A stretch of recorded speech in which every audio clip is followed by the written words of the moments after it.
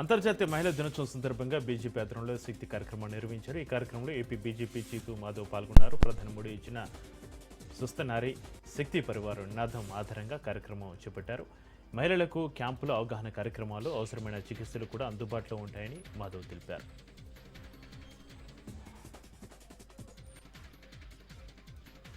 అంబేద్కర్ కోనసీమ జిల్లా కొత్తూరులో ఇంటర్మీడియట్ పరీక్ష కేంద్రం వద్ద పోలీసులు అత్యుత్సాహం ప్రదర్శించారు. ఇంటర్ పరీక్ష కేంద్రం వద్ద గొడవ జరుగుతుందని విరిన రాజ్ న్యూస్ ప్రతినిధిపైన పోలీసులు దురుసుగా ప్రవర్తించి ఫోన్ లాక్కునే ప్రయత్నం చేశారు. పరీక్ష రాసి బయటకు వస్తున్న వ్యక్తిని పోలీస్ స్టేషన్కు రావాలని పోలీసులు బలవంతం చేశారు. దీంతో అతను ఆందోళనకు దిగారు. విధులు నిర్వహిస్తున్న రాజ్ న్యూస్ ప్రతినిధిపైన పోలీసులు దాడికి యత్నించారు. రాజ్ న్యూస్ ప్రతినిధిపైన దాడిని జర్నలిస్టు సంఘాలు తీవ్రంగా ఖండించాయి. మీడియా ప్రతినిధి విధులకు ఆటంకం కలిగించిన పోలీసులపైన వెంటనే చర్యలు తీసుకోవాలని జర్నలిస్టు సంఘాలు డిమాండ్ చేశాయి.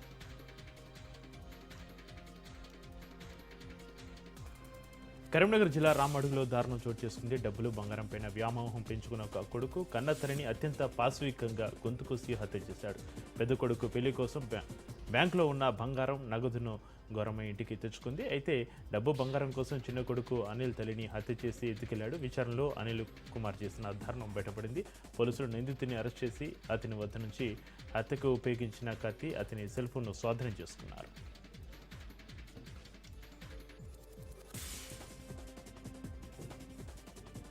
అంతర్జాతీయ మహిళా దినోత్సవం పురస్కరించుకుని విశాఖలో ప్రజా సంఘాల ఆధ్వర్యంలో ర్యాలీ నిర్వహించారు. అనంతరం మానవహారం నిర్వహించారు. ప్రపంచ దేశాల్లో పని గంటలు తగ్గించాలంటూ మహిళలు పోరాడి సాధించుకున్న హక్కును మన దేశంలో మాత్రం ఇంకా 13 గంటలు పనిచేయాలంటూ చట్టం తీసుకురావడాన్ని ఖండిస్తున్నామని జిల్లా కార్యదర్శి సత్యవతి తెలిపారు. అంగన్వాడీలకు వేతనాలు పెంచాలని డిమాండ్ చేశారు. రెండు పక్షాల్లో పెద్ద ఎత్తున ఉద్యమిస్తామని ప్రభుత్వాన్ని హెచ్చరించారు.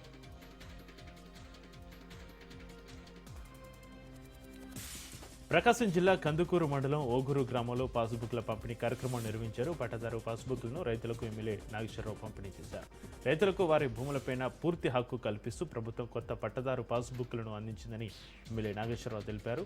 గత ప్రభుత్వంలో పబ్లిసిటీ పిచ్చితోటి రైతుల పాస్బుక్లపైన, సర్వేరాలపైన ఎక్కడ పడితే అక్కడ తన చిత్రాలను ముద్రించి ప్రజల సొమ్మును వృధా చేశారని ఎమ్మెల్యే నాగేశ్వరరావు విమర్శించారు. కూటమి ప్రభుత్వం మాత్రం పట్టాదారు పాస్బుక్లను రాజ్య ముద్రతోటి అధికారికంగా ముద్రించి రైతులకు గౌరవప్రదంగా అందిస్తుంది అన్నారు.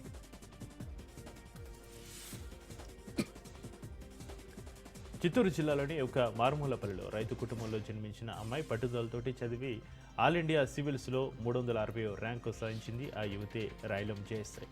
ఈమె పలమనేరు మండలం జరవారిపల్లిలో ఒక సాధారణ రైతు శ్రీరాములు రెడ్డి కుటుంబంలో జన్మించింది. ఎన్నో కష్టసుఖాలు అనుభవిస్తూ పలమనేరులోని ఎంవీఆర్ కాలేజీలో చదువుకుంటూ ఐఏఎస్ కాలనీ లక్ష్యంతో 2 సార్లు ప్రయత్నించి పట్టుకొల్పడంతో ఇంకా ఐఏఎస్ రాదు అని నిర్ణయించుకుని విరమించుకోవాలనుకుంది. తండ్రి అన్న ప్రోద్బలంతో మళ్ళీ సివిల్స్కి ప్రిపేర్ అయ్యేలా చేసింది. ఆ ప్రోత్సాహమే ఆమెను ఆల్ ఇండియా 360 ర్యాంకును సాధించేలా చేసింది. ఈ ర్యాంకు కుటుంబం వల్లే సాధించారని, వారి ప్రోత్సాహం లేకపోతే ఈ ర్యాంకు సాధించలేకపోయేదనని ఆమె అన్నారు. మహిళలను 4 గోడల మధ్య కాకుండా వారిని ప్రోత్సహిస్తే అద్భుతాలు సాధిస్తారని జయశ్రీ తెలిపారు.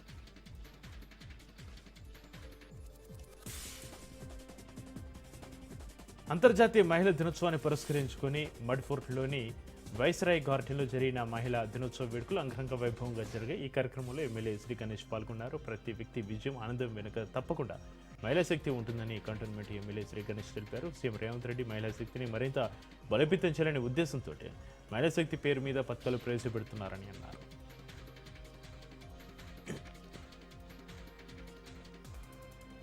ఆస్తి రాయించుకుని కన్న కూతురే కర్కశంగా కన్నతల్లిని ఇంటి నుంచి బయటికి గెంటివేసిన ఘటన గుంటూరు జిల్లా నిడమర్రులో చోటు చేసుకుంది. ఆదిలక్ష్మి అనే వృద్ధురాలి ఆస్తిని చిన్న కూతురు అల్లుడు రాయించుకుని ఇంటి నుంచి గెంటివేసి తాళం వేశారు. దీంతో బాధితురాలు ఫిర్యాదు మేరకు నిందితులను పోలీసులు అరెస్ట్ చేశారు.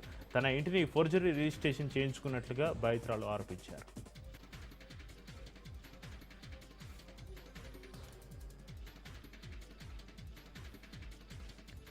హైదరాబాద్ నిజాంపేటలో దోమల సమస్యలపైన మున్సిపల్ సర్కిల్ కార్యాలయాన్ని బీజేపీ ముట్టడించింది. నిజాంపేటలో దోమల సమస్యను పరిష్కరించాలని బీజేపీ నాయకులు డిమాండ్ చేశారు. ఈ సమస్యపైన తక్షణమే రివ్యూ నిర్వహించి సంబంధిత అధికారులను పిలిచి వెంటనే పాకింగ్ దోమల నివారణ చర్యలు చేపడతామని కమిషనర్ హామీ ఇవ్వడంతో బీజేపీ నాయకులు ధర్నా విరమించారు.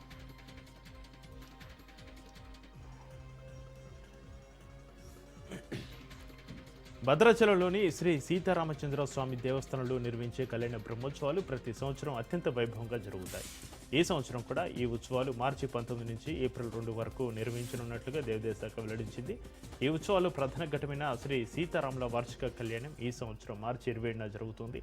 ఈ పవిత్ర కార్యక్రమాన్ని భక్తులు ప్రత్యక్షంగా వీక్షించేందుకు ఆలయ అధికారులు ప్రత్యేకంగా సెక్టార్ను ఏర్పాటు చేశారు. ఈ సెక్టార్ టికెట్లను భక్తులు భద్రాచలం దేవస్థానం అధికారిక వెబ్సైట్ ద్వారా ఆన్లైన్లో బుక్ చేసుకునే అవకాశం కల్పించారు.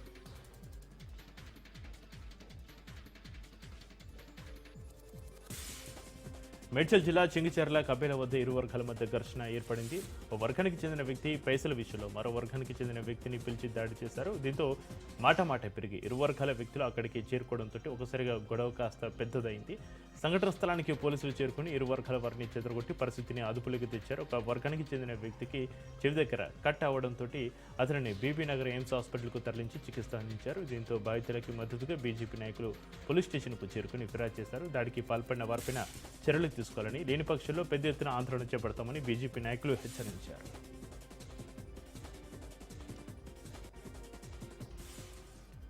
హనుమకొండ జిల్లా ధర్మసాగర్ మండలం ముప్పారం గ్రామంలో సర్పంచ్ రేణుకా ఆధ్వర్యంలో మహిళా దినోత్సవ వేడుకలు నిర్వహించారు. పారిశుద్ధ్యం, ఆరోగ్య సమస్యలు తలెత్తకుండా గ్రామంలో ఉన్న మహిళలందరికీ హైజెనిక్తో కూడిన ఋతుస్రావ కప్పులను పంపిణీ చేయాలని నిర్ణయం తీసుకున్నారు. గ్రామంలో ఉన్న ఆశా వర్కర్లు, అంగన్వాడీ కార్యకర్తలకు ప్రత్యేక శిక్షణ ఇప్పించి ప్రతి ఇల్లు తిరిగి ఋతుస్రావ కప్పులను పంపిణీ చేస్తామని సర్పంచ్ రేణుక తెలిపారు.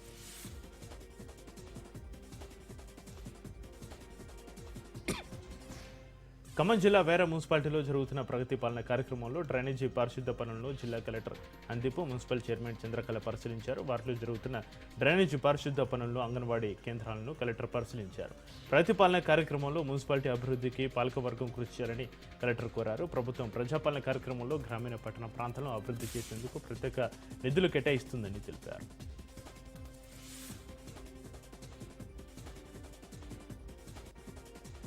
తూర్పు గోదావరి, పోలవరం జిల్లాలో గిరిజన గ్రామాల ప్రజలకు పెద్దపులి కంటి మీద కునుకు లేకుండా చేస్తుంది.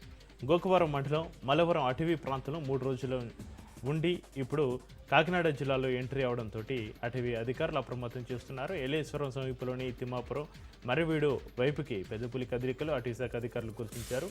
పులికి అమర్చిన ట్రాకింగ్ ద్వారా ఏలేశ్వరం వైపుగా పెద్దపులి సంచారం ఉంటుందంటూ అటవీశాఖ అధికారులు వెల్లడించారు.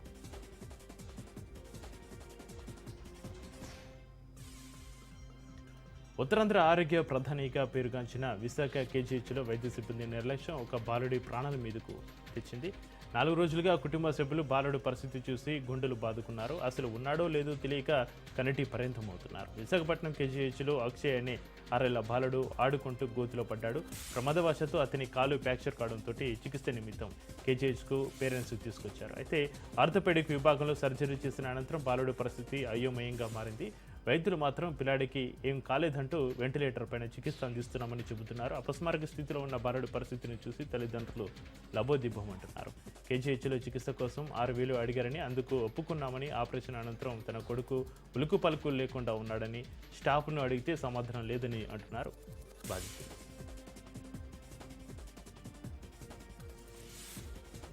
విజయప్రాణి పేరుతోటి కల్తీపాలు నెయ్యి తెలంగాణలో అమ్ముతున్నారని గుత్తా అమిత్ రెడ్డి ఆరోపించారు. గత వైసీపీ ప్రభుత్వం ఏపీలో విజయప్రాణ్ను ఫ్రాంచైజీలు ఇవ్వడం వల్లే ఇలా జరుగుతుంది అన్నారు. ఏపీలో వైసీపీ ప్రభుత్వం ప్రైవేటు ఫ్రాంచైజీలకు అనుమతులు ఇవ్వడం వల్ల మార్కెట్లోకి నాణ్యత లేని ఉత్పత్తులు వస్తున్నాయని, ఇది ప్రజల ఆరోగ్యంతోటి చెలగాటం ఆడవడమే అని మండిపడ్డారు.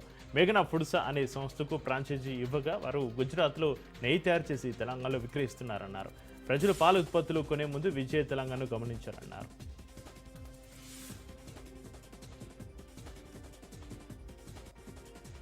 మహబూబాబాద్ జిల్లా డోర్నకల్లో మెగా హెల్త్ క్యాంపు ప్రారంభించారు. ఈ కార్యక్రమంలో ఎమ్మెల్యే డాక్టర్ రామచంద్ర నాయక్, జిల్లా కలెక్టర్ స్నేహ సబారిషి పాల్గొన్నారు. ప్రాథమిక ఆరోగ్య కేంద్రంలో మెగా హెల్త్ క్యాంపు నిర్వహించడం మంచి పరిణామమని కలెక్టర్ తెలిపారు. అవసరమైతే స్పెషలిస్ట్ వైద్యులను కూడా అందుబాటులోకి తీసుకొచ్చి ప్రజలకు నాణ్యమైన వైద్య సేవలు అందేలా చర్యలు తీసుకుంటామని తెలిపారు.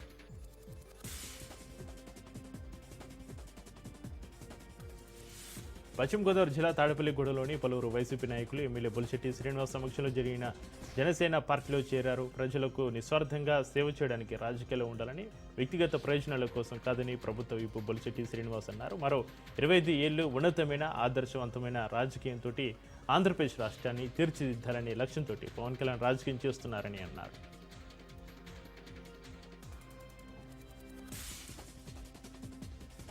ఉప్పల్లో మల్కాజ్గిరి పోలీస్ కమిషనరేట్ ఆధ్వర్యంలో అంతర్జాతీయ మహిళా దినోత్సవం వేడుకలు ఘనంగా నిర్వహించారు. ఈ కార్యక్రమానికి ముఖ్య అతిథిగా సిపి అవినాష్ మహంతి పాల్గొన్నారు. కమిషనరేట్ పరిధిలో పనిచేస్తున్న మహిళా పోలీసు అధికారులు, మహిళా సిబ్బందితోటి కలిసి ఈ వేడుకలను నిర్వహించారు. మహిళా పోలీసు అధికారుల బాగోగులను సిపి అవినాష్ మహంతి అడిగి తెలుసుకున్నారు. ఏమైనా ఇబ్బందులు ఎదురైతే కమిషనరేట్లో ఉన్న కమిటీ దృష్టికి తీసుకొస్తే కమిటీ ద్వారా సమస్య తీర్చుతామన్నారు.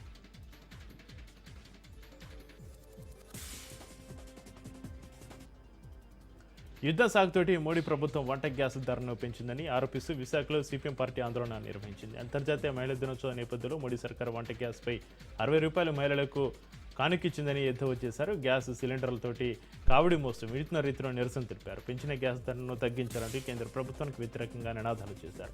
నిత్యావసర వస్తువుల ధరలతోటి ప్రజలు అల్లాడిపోతుంటే యుద్ధం పేరుతోటి గ్యాస్ ధరలు పెంచడాన్ని సిపిఎం నేతలు ఖండించారు. గ్యాస్ ధరలను తగ్గించకపోతే ఆందోళన మరింత ఉధృతం చేస్తామని కేంద్రాన్ని హెచ్చరించారు.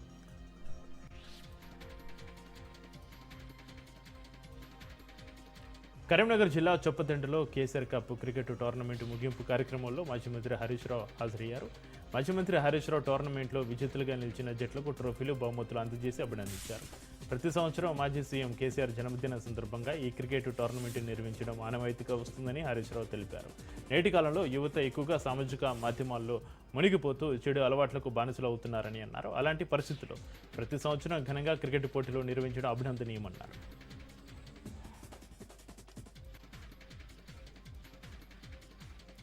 అన్నమయ్య జిల్లా అరవబాండ్లపల్లిలో సంచలనం రేపిన దివాకర్ హత్య కేసును పోలీసులు ఛేదించారు. 3 నిందితులను పోలీసులు అరెస్టు చేశారు. విచారణలో భాగంగా పూల గణేష్, సుబ్రహ్మణ్యం, మణికంఠ దివాకర్ను పాక్త కక్షలతోటి ఆంధ్రనేయ వద్ద బండరాలతోటి కొట్టి చంపి పూడ్చిపెట్టినట్లుగా పోలీసులు తెలిపారు. హత్య కేసులో నిందితులను రిమాండ్కు తరలించినట్లుగా సీఐ తెలిపారు.